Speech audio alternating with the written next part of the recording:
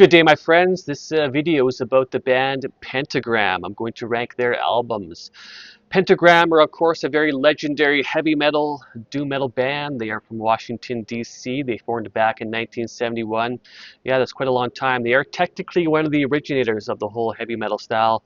And this band has been through so many different lineup changes throughout the years, and there's been so much conflict in this band as well throughout the course of their existence. And I'm a really big fan of Pentagram. They're easily one of my top 5 favorite doom metal bands. I've been a big fan of their music for quite a number of years now. And so in this video, I'm going to rank their full-length albums. They have 9 full-length albums. I won't include their compilations. They released a couple of compilations several years ago, and I highly recommend those compilations. They're really good.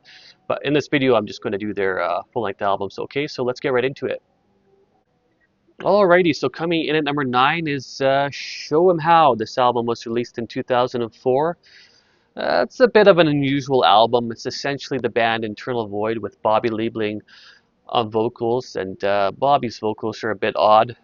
I would say that it's his weakest effort vocally. The musicianship is pretty good on this album, though. And it's mainly re-recordings as well as like songs, like older Pentagram songs from like the 1970s mainly, mostly that were never recorded. So that's mostly what this album is, just like older Pentagram songs. I think there may be like 1 or 2 original songs in here. I'm not entirely sure. There are some pretty good songs like Star Lady. That one's pretty good. That's a re-recording, and the song Last Days Here, I like that one as well. That's a re-recording as well. But yeah, I mean, there are definitely some weaker moments on this album, and yeah, I just think it's their weakest effort. And definitely not the album to get into if you're just starting to get into Pentagram. Definitely avoid this one. But overall, still a fairly decent album. It's their weakest album in my opinion, and I'm sure a lot of other people would agree with me. Okay, so coming in at number 9 is Show 'Em How. All right, so coming in at number 8 is Curious Volume. This came out in 2015. This is a pretty good album. I know that I'm ranking it lower, but that doesn't mean that it's a bad album by any means. I definitely enjoy this one. It's taken me a little while to get into. Initially, I wasn't that keen on it. Definitely has a kind of different vibe from some of their other albums. It definitely has kind of more like rock and roll, kind of bluesy kind of vibes going on throughout here. Victor Griffin is back on guitar. I mean, he's just a fantastic guitarist, and his nephew plays the bass on this album, Greg Turley, I believe that's his name. And so the musicianship is really good on here, very strong lineup, and Bobby's vocals are fantastic on here as well. Some songs that I really enjoy on here are Lay Down and Die, The Tempter Push, and there are other great songs as well. And but I would say that there are some like weaker moments on here as well. And but I do enjoy this album. It's just obviously not one of my more favorite albums from them, but it's still a really good album. All right, so coming in at number 8 is Curious Volume. All right, so coming in at number 7 is Sub Basement. This came out in 2001. So this is sort of like a different era of Pentagram.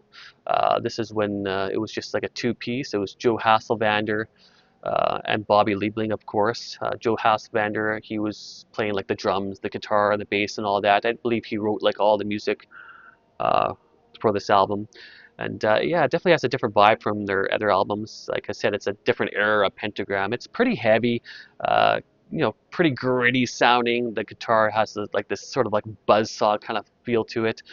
And it's interesting. It's definitely a different kind of production going on here, kind of nasty and kind of sleazy sounding, but it's pretty good. I mean, there's some pretty good songs in here like Bloodlust, Buzzsaw, Mad Dog, and there are some other great songs in here as well. It's a very good album. Like that cover quite a bit as well. And yeah, Bobby's vocals on this album are, you can tell he was kind of pretty heavily into drugs at this time because his vocals, they're kind of unusual sounding, but like in a good way. But yeah, I definitely enjoy this one quite a bit. Okay, so coming in at number 7 is Sub Basement. All right, so coming in at number 6 is Lightning in a Bottle. This came out in 2025. All right, yeah, this one is really good. It's a really very good comeback album because the album before this was Curious Volume, and that one came out in 2015. So there's sort of like a 10-year gap between albums. And during that time, I believe Bobby Liebling, he was in prison for, I think he went to prison for at least 2-3 years, possibly. He was involved with some, something that was not good whatsoever. I mean, Bobby Liebling has always been a very controversial figure, and great vocalist, obviously, and unique guy. But he's done a lot of questionable things throughout the years, to say the least. But yeah, so there was obviously some drama between Curious Volume and this one, and so that's largely why the gap was so long between albums. But anyhow, really good album, completely different lineup. I believe the drummer from St. Vitus plays drums on here, and the new guitarist, I can't recall what his name is, Tony something or other. But anyhow, fantastic guitarist, and writes so many great riffs, and his solos are fantastic as well.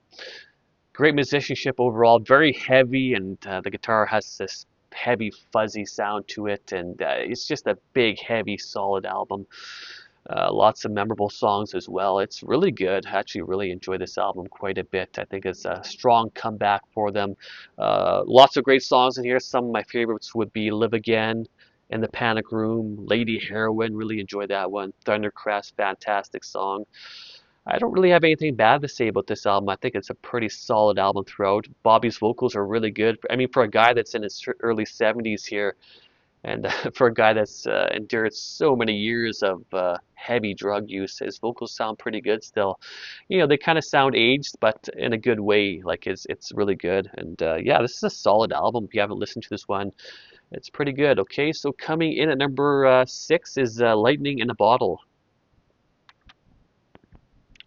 All right, so coming in at number 5 is Review Your Choices. This came out in 1999. This is from the Joe Hasselvander era, if you want to call it that. There was 2 albums that featured Joe Hasselvander and Bobby Liebling working together. So that was sort of that era in the late 90s, early 2000s. And yeah, this one's really good. I mean, it's kind of similar to Sub Basement in some ways. I would say fairly similar. Of course, Joe Hasselvander doing the drums, the guitar, and the bass, and all that. And Bobby's vocals are just, you can tell he was going through some rough times here. His vocals are pretty good, but you can tell he was living a pretty rough lifestyle. But anyhow, lots of great songs in here, like the song Burning Rays, fantastic. Change of Heart, Review Your Choices, The Diver, I really enjoy that one so much. And so many great songs in here. Yeah, I think it's a pretty consistent album throughout, and I really enjoy that cover as well. Yeah, pretty solid album, pretty legendary album. Very heavy, catchy, lots of great riffs here. Joe Hasselvander is just a fantastic musician, and I think he did a really good job with Bobby during that whole era. Yeah, this is a pretty good one. Okay, so coming in number 5 is Review Your Choices. All right, number 4 is Last Rites. This came out in 2011. Victor Griffin is on guitar on this one. Of course, Victor Griffin, easily, in my opinion, he's the best guitarist Pentagram ever had, and he played with some other Doom projects as well. Fantastic guitarist. It's just a riff machine, and his solos are fantastic as well. This one definitely has a kind of different vibe to it. I would say there's some kind of like more kind of rock and roll, kind of bluesy elements here as well.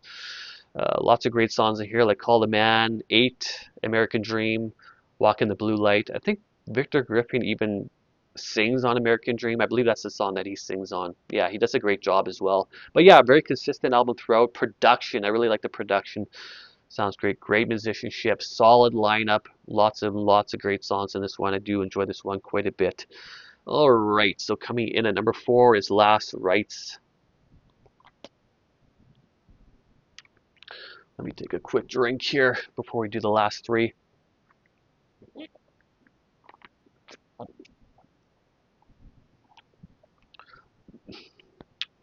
Okay, number 3, Be Forewarned. Okay, so this album came out in 1994. This one actually took me a while to get into.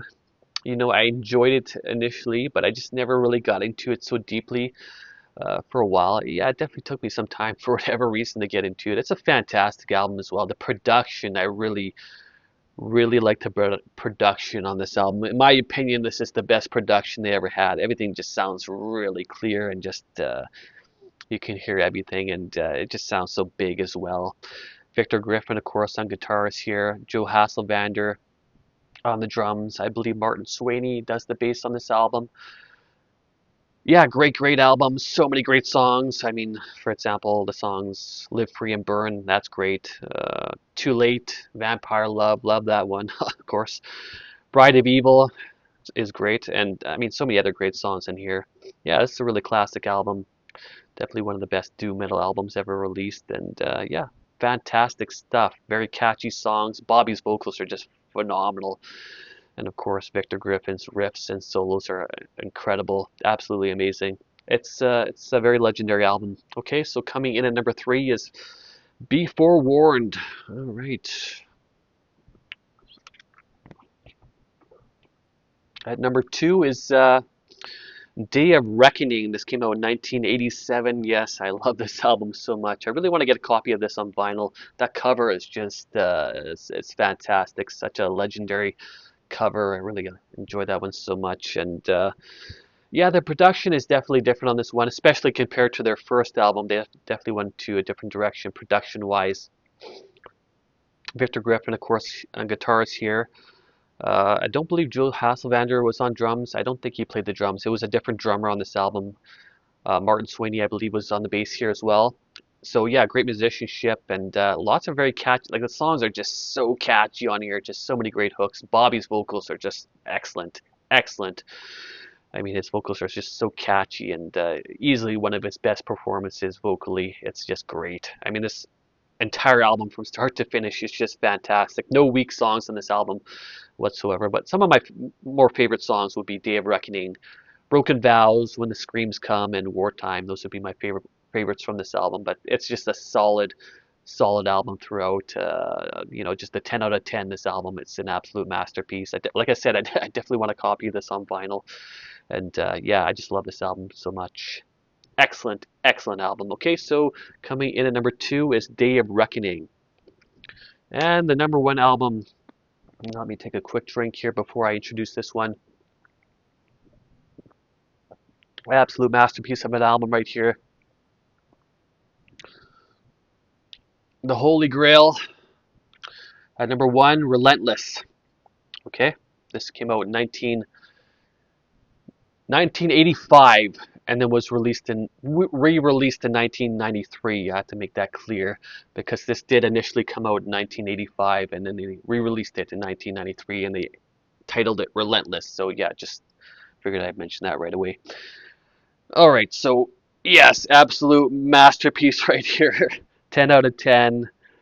Not only is this the best Pentagram album, it's easily one of the top 10 greatest doom metal albums. And yeah, it's just incredible from start to finish. Every note, every riff, everything. Bobby's vocals, excellent. The musicianship is top notch. Victor Griffin's riffs are all incredible. Amazing solos. The production, you know, it's got this grittiness, sort of this rawness to it, but it's incredible still. Like you can still hear everything. It's big and fat and heavy. And yeah, it's just so catchy. All the songs are just so catchy and memorable. And you can just get right into them and just bang your head and sing along. And just, it's an absolutely blissful experience listening to this album. There's something truly magical about it. It's like a religious experience, to say the least. It's incredible. I love it. What more can I say? Love, love, love this album. Okay, so coming in at number 1, The Holy Grail is Relentless. Okay, so those are my album rankings for the band Pentagram. I'm a really big fan of Pentagram. They are definitely one of my more favorite doom metal bands. Okay, so let me know what your album rankings are for Pentagram. I'm very curious to know, so just leave some comments. There are some albums or bands you think I should check out, let me know, or if there are some videos you'd like me to do, yeah, just let me know. I'm always open to things, so just leave some comments. I always appreciate that. Okay, so yeah, give me a thumbs up and subscribe to my channel if you don't. Okay, so yeah, I want to say thank you all so much for watching, and I want to say thanks to the people who watch my videos and subscribe to my channel. I really truly appreciate it. Take care, my friends. Cheers.